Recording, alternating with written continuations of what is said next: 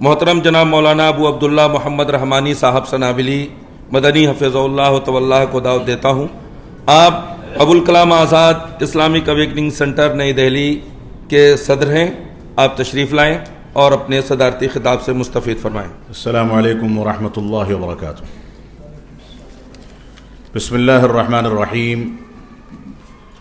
الحمد للہ رب العالمین والصلاة والسلام علی رسولہ الکریم محمد وعلی آلہ واصحابہ اجمعین. اما بعد.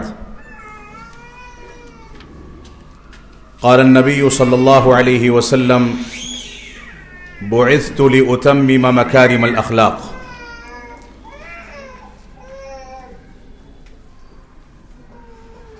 اجلاس میں موجود ہماری مہمان خصوصی، دیگر مہمانان گرامی قدر، عزیز طالبات اور بالخصوص ہماری بچیوں کے وہ سرپرست حضرات جو یہاں موجود ہیں، میں در حقیقت انہی سے مخاطب ہوں، کیونکہ ان کی ذمہ داریاں سب سے زیادہ حساس اور سب سے زیادہ اہم اور قیمتی ہیں. اگر انہوں نے سرپرست ہونے کی حیثیت سے اپنی بچیوں کی سرپرستی میں کوئی کوتاہی کر دی تو آخرت میں رب کائنات کے سامنے شاید وہ جواب نہ دے سکیں. یہ بنیادی مسئلہ ہے، حساس مسئلہ ہے، اس پر ہم کو غور و تدبر کرنا چاہیے. اور خاص کر کے میں مخاطب ہوں اپنی ان فارغات سے بھی جو فارغات اسی جامعہ اور اسی کلیہ میں 2-4 سال 10 سال کی زندگی گزار کر کے اس قابل بن سکی ہیں کہ وہ نکلیں اور ادارہ ان کے بارے میں یہ سوچے کہ ان کو اہمیت دی جائے اور یہاں مہمان کی حیثیت سے بلایا جائے. یہ معمولی اعزاز نہیں ہے، اور قرآن و سنت کا منہج سلف کی روشنی میں جو علم ہماری فارغات نے حاصل کیا ہے، یہ بھی ان کے لیے بہت بڑے اعزاز کی بات ہے. میں تھوڑی بہت باتیں آپ کے سامنے صدارتی خطاب کے ضمن میں رکھنا چاہتا ہوں. اللہ رب العالمین ہم کو قرآن و سنت کے مطابق چلنے کی توفیق عطا فرمائے. سب سے پہلی بات یہ ہے کہ میں فارغات سے اور جو ہماری بچیاں یہاں سے فارغ ہو کر کے جانے والی ہیں یا آئندہ جائیں گی، ان سے اس بات کی اپیل کروں گا کہ اس دنیا میں مردوں کے لیے جتنے فتنے ہیں اس سے کہیں زیادہ فتنے خواتین کے لیے پیدا کیے جا رہے ہیں. خواتین کو مختلف انداز کے نعروں کے ذریعے، مختلف آوازوں کے ذریعے، مختلف سلوگنوں کے ذریعے اور مختلف انداز کی رچھانے والی چیزوں کے ذریعے ان مسلم خواتین کو بالخصوص اسلامی تعلیمات اور اسلامی آداب سے بھٹکانے اور دور کرنے کی کوششیں جاری ہیں. اور ہمارا ملک، یہ وطن عزیز اور یہاں پر پنپنے والی وہ طاقتیں جو طاقتیں عدل و انصاف، اخلاق و کردار، عزت و وقار اور دنیا کے اندر شرافت کی زندگی کی قدروں سے واقف نہیں ہیں، وہ بالخصوص مسلسل اس بات میں لگے ہیں کہ مسلم خواتین کو کیسے نشانہ بنایا جائے. اور اگر مسلمانوں پر ان کا اثر و رسوخ نہیں چلتا ہے تو مسلمان خاندانوں پر ان خواتین کے ذریعے کیسے ڈاکہ ڈالا جائے، دن و رات اس کے لیے ذہن و دماغوں کو استعمال کیا جا رہا ہے. ہماری بچیوں کا، ہماری خواتین کا، ہماری فارغات کا یہ فریضہ ہے کہ ان فتنوں سے اپنے آپ کو محفوظ رکھیں جو فتنے بالخصوص آپ کو نشانہ بنانے کے لیے تیار کیے جاتے ہیں. اور مجھ کو یاد آتا ہے سعودی عرب کے سابق ولی عہد اور وزیر امیر نائف بن عبدالعزیز آل سعود رحمت اللہ علیہ، جن کی کینسر کی بیماری میں وفات ہو گئی، وہ اپنے ولی عہدی کے دور میں کہا کرتے تھے کہ در حقیقت یہ لوگ جو ہیں یہ لا یریدون حریت النساء، یہ عورتوں کی آزادی نہیں چاہتے، وَإِنَّمَا يُرِيدُ حُرِّيَّةَ الْوُصُولِ إِلَى النِّسَاءِ، بلکہ یہ لوگ عورتوں کی آزادی اور آزادی نسواں کے نام پر عورتوں تک پہنچنے کی آزادی چاہتے ہیں۔ اور یہ ایک مسلمہ حقیقت ہے، ایک خاتون جو باحجاب رہتی ہے، شرافت کی زندگی گزارتی ہے، دنیا میں اس کی ایک شناخت ہے، یہاں تک کہ اسلام دشمن بھی اس کے حجاب، اس کے عزت و وقار، اس کی شرافت اور اس کی شریفانہ روش اور زندگی کے نتیجے میں ایک نہ ایک لمحے کے لیے اس کو عزت کی نگاہ سے ضرور دیکھتے ہیں۔ تو یہ آزادی نسواں کا جو سلوگن دنیا کے اندر پیش کر کے مسلم خواتین کو مسلسل نشانہ بنایا جا رہا ہے، یہ حقیقت میں آزادی نسواں کا سلوگن نہیں، بلکہ ہمارے خاندانوں تک، عورتوں تک پہنچنے کی آزادی کا سلوگن ہے، جس کے ذریعے سے بے حیائی، بے پردگی، ننگے پن اور بے لباسی کے فتنے کو عام کر کے اس معاشرے کو تباہ کرنے کی کوشش کی جا رہی ہے۔ اور حقیقت ہے کہ جو امیر محترم نے فرمایا تھا کہ یہ حریت نساء کا مسئلہ نہیں ہے، یہ خواتین کی آزادی کا مسئلہ نہیں ہے، بلکہ خواتین تک پہنچنے کی آزادی کا مسئلہ ہے۔ اور میں آپ کے سامنے عالم اسلام کے مشہور عالم دین بقیت السلف علامہ صالح فوزان الفوزان حفظہ اللہ رب العالمین ان کو صحت و تندرستی عطا فرمائے، جو منہج سلف کے لیے اس دور کے رمز و علامت ہیں، ان سے کسی نے سوال کیا، اس سوال کا جواب آپ کے سامنے پیش کر کے اپنے صدارتی خطاب کو سمیٹنا چاہتا ہوں۔ ان سے کسی نے کہا کہ عورت کی آواز کے پردے کا جو مسئلہ بعض علماء و محدثین اور فقہا نے ذکر کیا ہے، کیا یہ صحیح بات ہے؟ کچھ لوگ یہ کہتے ہیں کہ یہ شاذ بات ہے، عورتوں کی آواز کا پردہ نہیں ہے۔ تو انہوں نے جواب جو دیا وہ ہماری فارغات بھی سنیں، ہماری بچیاں بھی سنیں، معلمات بھی سنیں، اور جو خواتین یہاں پر بچیوں کے سرپرست کی حیثیت سے آئی ہیں وہ بھی اس پر غور و تدبر کریں۔ انہوں نے فرمایا کہ اللہ رب العالمین کا فرمان ہے فَلَا تَخْضَعْنَ بِالْقَوْلِ فَيَطْمَعَ الَّذِي فِي قَلْبِهِ مَرَضٌ وَقُلْنَ قَوْلًا مَعْرُوفًا۔ اللہ رب العالمین نے دنیا کی پاکیزہ ترین خواتین کو، جو امہات المؤمنین تھیں، اللہ کے نبی صلی اللہ علیہ وسلم کی بیویاں تھیں، ان کو مخاطب کر کے فرمایا کہ اپنی آواز کے اندر لچک پیدا نہ کرو، نرمی پیدا نہ کرو۔ اگر تم ایسا کرو گی کہ ایسی آواز میں اجنبیوں سے گفتگو کرو گی جس آواز میں لچک ہے، لوگوں کو کھینچنے کا اسلوب ہے، تو ایسی صورت میں فَيَطْمَعَ الَّذِي فِي قَلْبِهِ مَرَضٌ، جس کے دل میں بیماری ہے وہ للچا جائے گا، وہ بہک جائے گا، وہ فتنے میں مبتلا ہو جائے گا۔ لہذا تم اسلامی آداب کو سامنے رکھتے ہوئے اسلامی آداب کے مطابق اجنبیوں سے گفتگو کیا کرو۔ جب اجنبیوں سے گفتگو کرو تو اس کے لیے اسلام نے مستقل آداب ذکر کیے ہیں، درس و تدریس کی حد تک، تعلیم و تعلم کی حد تک، یا اسی طریقے سے ویڈیوز سے بچتے ہوئے آڈیو کی حد تک بوقت ضرورت، یا جہاں اسلامی آداب اجازت دیتے ہیں ان کی حد تک گفتگو کرنے کی اجازت ہے، ورنہ اس بات کی اجازت نہیں ہے۔ تو علامہ فوزان رحمت اللہ حفظہ اللہ فرماتے ہیں کیا رب کائنات کا یہ فرمان بھی شاذ قول ہے جس میں اللہ رب العالمین نے آواز کے بارے میں آداب بتا دیے؟ آگے پھر سوال کرتے ہیں سوال کرنے والے سے، اللہ رب العالمین کا اور رسول اکرم صلی اللہ علیہ وسلم کا فرمان ہے کہ حج جیسی مقدس عبادت میں جو تلبیہ پڑھا جاتا ہے، اس تلبیہ کو پڑھنے کی کیفیت میں مرد و عورت کے درمیان اسلام نے فرق رکھا ہے۔ مردوں کو بلند آواز سے تلبیہ پکارنے کا حکم دیا گیا، اور خاموشی کے ساتھ خواتین کو حکم دیا گیا کہ وہ آہستہ آواز سے تلبیہ پڑھیں۔ فرماتے ہیں یہ اللہ کے نبی صلی اللہ علیہ وسلم کی سنت ہے کیا یہ سنت بھی شاذ قول ہے کہ وہاں پر بھی پردے کا، آواز کی پردے کا اور آواز کے سلسلے میں اسلامی آداب کا خیال کرنے کا حکم دیا گیا؟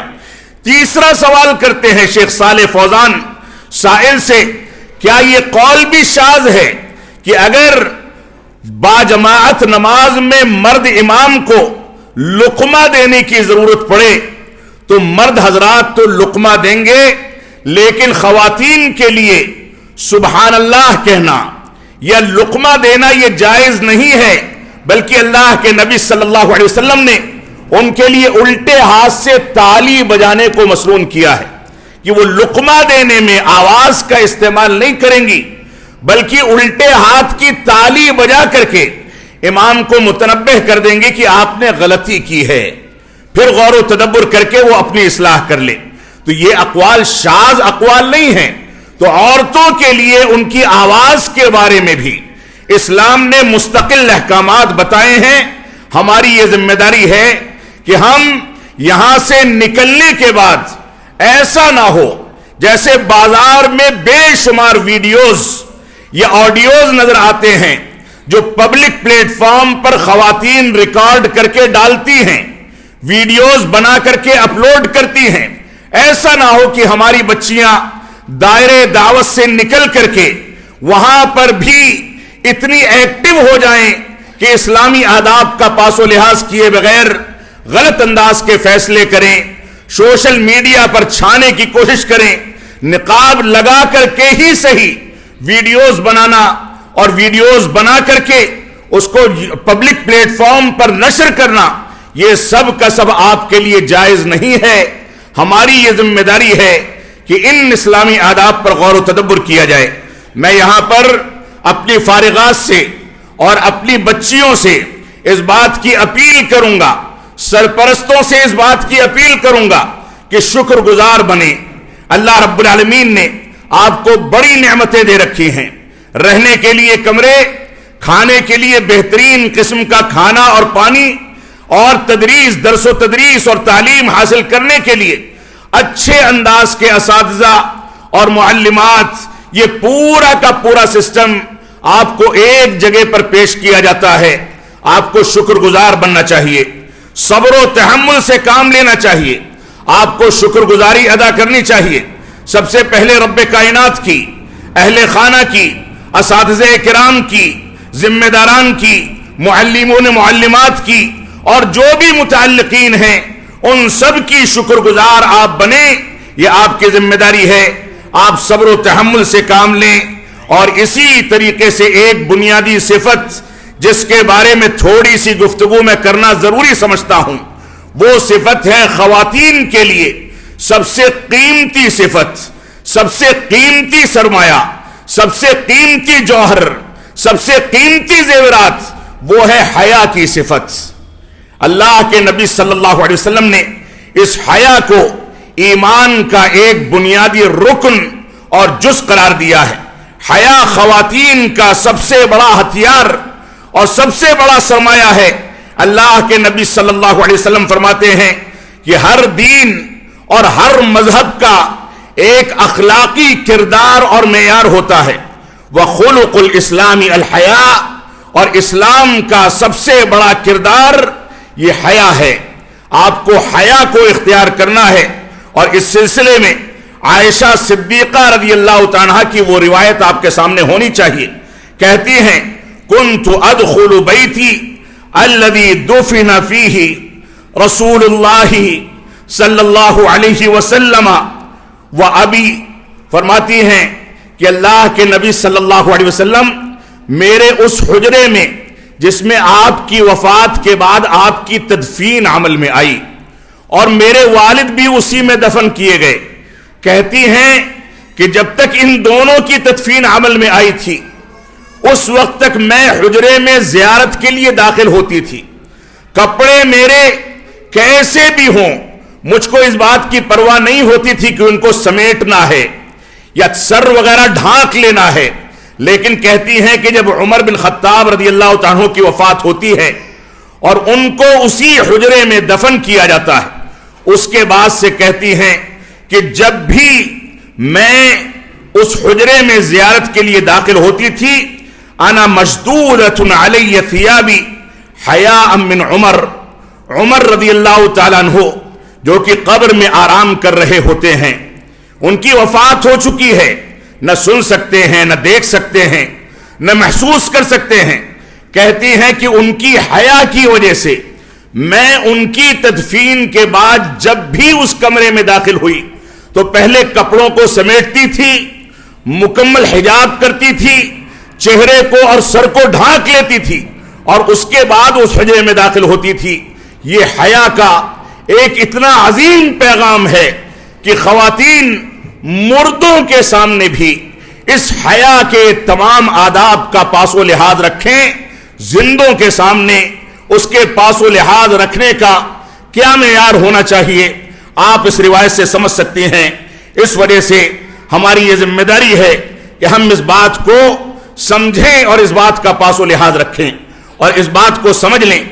बाद असलाफ का कहना है, कुल्लमा इत्तसअत ऐनुक वाक़ा सदरुक, जितना ज्यादा आपकी निगाहें दुनिया में फैलेंगी, जितना ज्यादा आप निगाहों का इस्तेमाल करेंगी, उतना ज्यादा आपके दिल के अंदर तंगी पैदा होगी। इन निगाहों की हिफाजत ये हया की हिफाजत है। इन निगाहों की हिफाजत ये आपकी इज्जत व वक़ार की हिफाजत है। आप इन निगाहों की जितनी ज्यादा हिफाजत करेंगी, आपके दिल में उतनी ज्यादा कुशादगी पैदा होगी, उतना ज्यादा दिल इल्म दीन के लिए खुलेगा, उसके अंदर फहम पैदा होगा, दिल के अंदर इस्लामी शुऊर और इस्लामी तालीमात का शुऊर पैदा होगा। इस वजह से आप इस बात को समझें कि असलाफ उम्मत का ये जो कायदा था, जो आपके सामने जिक्र किया गया, ये बहुत बुनियादी कायदा है। और उलमा ने लिखा है, हसन बसरी रहमतुल्लाह अलैह फरमाते हैं कि शर और फितनों और बुराइयों के 3 उसूल हैं। इन तीनों उसूलों को सामने रख करके अपनी जिंदगी का, मुस्तकबिल का लाए अमल तैयार कीजिए। फरमाते हैं 3 चीजें, अल हसद वल हिर्स व हुब्ब दुनिया, ये 3 चीजें ऐसी हैं जो दुनिया के अंदर शर्र फितने को जन्म देने वाली हैं। पहली चीज यह है कि हम एक दूसरे से हसद करें, और माफ फरमाएंगे खवातीन में मर्दों के बिलमुकाबिल यह सिफत ज्यादा पाई जाती है। तो हसद से अपने आप को महफूज रखें, वरना यह हसद आपको दूसरे फितनों में गिरफ्तार करके तबाह कर देगा। इसी तरीके से हिर्स, लालच, किसी चीज को, दूसरे की नेमत को देखने के बाद आप उसकी नेमत की कोशिशें करने लगे, उसको हासिल करने के लिए हसद करें, यह भी आपको शर्रो फितन में मुब्तला करने वाली चीज है। अल्लाह के नबी सल्लल्लाहु अलैहि वसल्लम का फरमान है कि दीनी उमूर में अपने से ज्यादा इबादत करने वालों को देखो ताकि इबादत का शौक पैदा हो, और दुनियावी उमूर में अपने से कमतर लोगों को देखो। अल्लाह ने आपको दोनों हाथ दिए हैं, किसी को लूला बना दिया है। अल्लाह ने आपको दोनों आंखें दी हैं, किसी को काना या अंधा बना दिया है। अल्लाह ने आपको दोनों पैर दिए हैं, किसी को लंगड़ा बना दिया है। अल्लाह ने आपको दोनों तीनों वक्त के खाने मुहैया किए हैं, कोई भूखा मरता है। आपको साफो शफाफ पानी मिला है, किसी को वो भी नसीब नहीं होता।